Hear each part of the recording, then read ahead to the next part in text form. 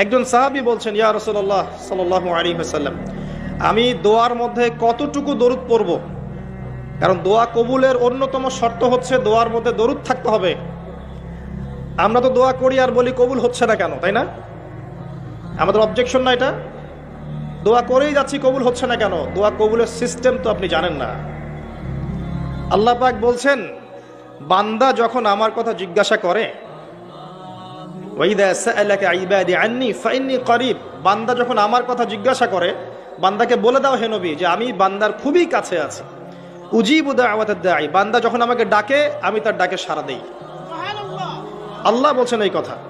এবং আল্লাহ পাক তার রাসূলের মাধ্যমে জানিয়েছেন অন্য হাদিসে, রাতের শেষ অংশে, ধরে নেন যে 1টা থেকে 4টা বা 2টা থেকে 5টা, আল্লাহ ভালো জানেন, রাতের শেষ অংশে রাতকে 3টা ভাগে ভাগ করেন। এখন চলছে রাতের 2য় ভাগ, নাকি?